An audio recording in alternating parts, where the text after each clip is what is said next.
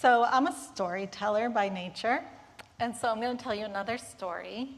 But before I start the story, I need to just tell you a few things about the main character of our story. The main character of our story was assigned male at birth and has recently transitioned and is using she, her, and they, them pronouns. And according to my internet research, it's unclear what name they are using right now. So I'm going to use the name that is on their book that they wrote, and that name is Derek, and that is the name that they were given at birth. So Derek Black's dad started the website Stormfront, the first white nationalist website on the internet. Derek had a white nationalist radio show and a kids page on their dad's website. They were the heir apparent to their dad's racist online empire. And when Derek went to college, they weren't really public about their affiliation with their father's website, but it soon got out that they were, in fact, the young mouthpiece for the white nationalist movement. Many people shunned Derek, and in their own words, they wrote on a student forum, "I have done my best since arriving to New College to stay out of people's hair. I always have to weigh whether I want to attend a public lecture for fear of the glares, and a couple of club leaders have expressed that they would prefer I not attend their meetings, including the Pluralism Committee. During my first semester back, I would go sailing to escape the occasional middle finger in the library, the murmurs when I'd get food and ham, and the occasional threatening emails." An Orthodox Jewish student, Matthew Stevenson, who lived a floor below Derek, took a different approach from that malice. "Hey," he texted Derek, "what are you doing Friday night?" Kindness is courageous. In his book, Deep Kindness, Houston Kraft tells us, "The kindness the world needs is the most vulnerable understanding that kindness will always cost us our comfort and usually our convenience." Matthew Stevenson was as ordinary Autumn from our story. But when he invited Derek Black, the white nationalist, to join his Shabbat dinner, he acted with extreme courage and vulnerability. In his 2019 interview with Krista Tippett on the podcast On Being, Stevenson said, "At the time, I had been hosting these Shabbat dinners in my dorm room every Friday night, along with my close friend, Moshe Ash. And we spoke about it, and we decided there was an opportunity. We knew that Derek had grown up in a white nationalist family amongst white nationalist royalty, so to speak, and probably didn't know any people from the backgrounds that his ideology despised. So for that reason, I decided, along with Moshe, to invite Derek to come." You know, in some ways, it's easy to practice random acts of kindness, to buy the latte for the person behind you at the Starbucks line, or to hold the door open for the person behind you. And Houston Kraft calls these types of kindness common kindness. Common kindness, he says, keeps the gears turning, but sometimes it fails to acknowledge the bigger, broken machine. And I know recently I have felt more than ever how broken our machine of kindness is. What Stevenson did was deep kindness, which Kraft defines as the kind of kindness that overcomes selfishness and fear.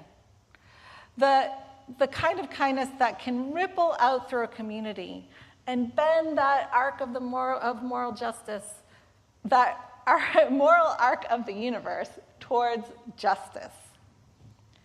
Kindness is clear. When recounting the story to Krista Tippett, Stevenson recalls, "I remember that first time that Derek was invited over. I was very explicit with people that this was not ambush Derek time." And sometimes we confuse nice and kind. Many of us who are acculturated into indirect communication styles think we're being kind when really we're being nice. And by being nice, I mean avoiding difficult topics or difficult decisions just to keep the peace. As Brene Brown points out in her essay on her website, clear is kind, unclear is unkind. And when we're clear, we make space to have hard conversations with courage and compassion. We share our truths with an open heart and listen more than we speak. This is a hard one for us people pleasers. Who here, aside from me, is a people pleaser? Anybody? Yeah. It's rough because it means saying no as a complete sentence when we don't have the capacity. It means not being kind just so that people think we're kind, and meanwhile drowning and burning out because we're not meeting our own needs. With Derek and Matthew and the Shabbat dinner and their guests, it meant being clear with those in attendance about how the evening would progress and sharing stories instead of statistics. Stories instead of statistics. They didn't spend time at their Shabbat dinners trying to convince each other of their points of view. Instead, they chatted about shared interests. Kindness is a skill. I think we can all agree, and research shows that we are more isolated now than ever, and more anxious now than ever. I invite you to read Jonathan Haidt's Anxious Generation or Bowling Alone by Robert Putnam if you need those statistics on our loneliness and our anxiety, if that's where you need convincing. But I think we all feel it in our heart right now, that isolation, that loneliness. Let's have some real talk for a second. The care emoji isn't deep kindness. Sorry. Timothy Snyder, in his book on tyranny, says, "For resistance to succeed, two boundaries must be crossed. First, ideas about change must engage people of various backgrounds who do not agree about everything. And second, people must find themselves in places that are not their homes and among groups who were not previously their friends. Tyrants, dictators, oligarchs, they want us to be isolated. They want us to sit behind our screens and imagine that each of us is living this beautifully curated life. They want us to judge each other with likes and reposts and remain apathetic to the suffering of our neighbors, our kids, our grandparents. This is why Matthew Stevenson's invite to Derek Black was so revolutionary. His deep kindness extended to all those he was inviting to share that meal together. He was challenging them very gently, very kindly, to collectively, on all sides, move out of their comfort zones. Not to have a political debate, but to be in company and conversation with each other. They practiced kindness together and over time developed the skill of kindness. You can practice the skill of kindness too, knowing that just like anything, you might be awkward and less confident at first. But the more you do it, the easier it will become. Kindness is collective and connective. A few weeks ago at Cedar Lane, the children made 160 care bags for federal workers. I saw you all have a federal workers support group as well, and I know in this area it is hitting us hard, and it has hit us hard. Cedar Lane is 2.5 miles away from NIH, and our community has been absolutely devastated by the cuts to the federal government, and particularly the cuts to NIH. And the kids, they wrote the sweetest messages on the bags, and they wrote cards that we put inside the bags, along with some candy and some fidgets and a few other items. And members of the congregation then passed out the bags at the medical center metro. Later, a congregant shared with me a post on Reddit with a picture of the bags that said, "Heartwarming songs and gifts of support at Medical Center Metro. This morning, a group from the UU Cedar Lane Church sang songs and gave gift bags to support federal workers at the Medical Center Metro. The bags and the cards inside the bags had loving messages written by the children." This was such a nice surprise. Another congregant told me she went to a USAID workers organizing meeting, and someone there, totally unconnected to the congregation, had several bags and was sharing the goodies with everyone. One act of deep and courageous kindness can ripple out into the world. It is in fact true that we are all a part of an interdependent web of existence. And kindness is rooted in our theology. Deep kindness, kindness that is real and rich and dark, fertile soil kindness, invites us to affirm the inherent worth and dignity of every single human being. Yes, every single human being. In order to embody our first principle, we must engage our imagination. It is easy to write someone off when we label a person as right-wing or white supremacist, as many of Derek Black's roommates and classmates did. But when we imagine that there is good in someone, even when that imagining is incredibly hard, that's when we live into our first principle.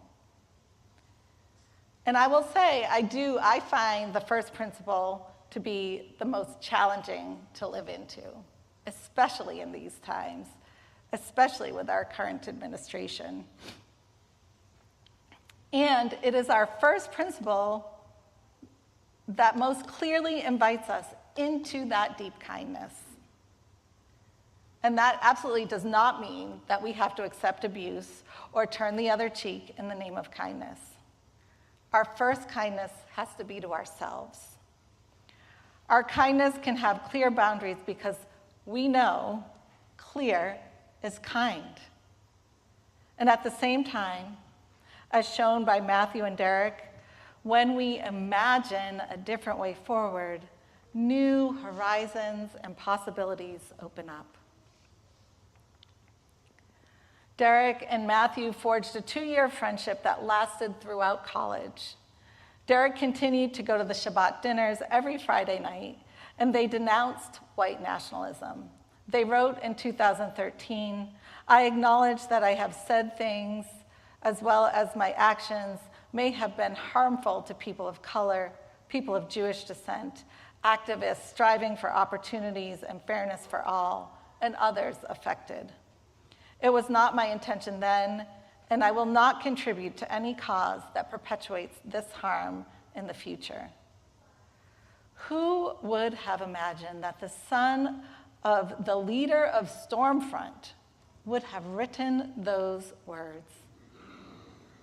Kindness allows us to imagine another way and to get out of our silos.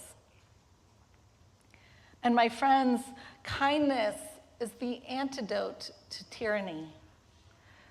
Timothy Snyder implores us to make eye contact and small talk. He says, people who are living in fear of repression, remember how their neighbors treat them. A smile, a handshake, or a word of greeting, banal gestures in a normal situation take on great significance. When friends, colleagues, acquaintances looked away or crossed the street to avoid eye contact, fear grew. He adds, if you affirm everyone, you can be sure that certain people will feel better. I've heard it said that part of Obama's magic is that he treated the cook the same way he treated the queen. And personally, my uncle was a school janitor, my grandmother a school secretary, back when they called them school secretaries, and my dad was a baggage handler for an airline until he recently retired. These are often thankless and invisible jobs. When we greet people, no matter their social location, and practice these common kindnesses, we let people know that they are seen, and if they disappeared, they would be missed. As people like my Maryland neighbor, Kilmar Abrego Garcia, are being swept up and essentially disappeared for nothing more than having tattoos, letting people know you see them and their humanity is an act of resistance against tyranny. So I will leave you with the words of Reverend Anna Bladel from their website, Enfleshed. When our prayer is what the actual F, the answer to the prayer is, whatever sphere of influence you have, use it. Witness and name what others seek to ignore and normalize. Refuse capitulation, fear, threat. Resist dehumanization, a vicious cycle that trades life for lives and will always fail to honor the sacredness of each life. Each life a demand for protection, nourishment, survival, which is to say, practice love, tend life force, enflesh care, fierce and tender, cultivate courage, root in collective movement, find your people, organize, and access the power that comes only by coming together. This is what prayer looks like. This is how God moves. This is how salvation comes. May it be so. Blessed be, and amen.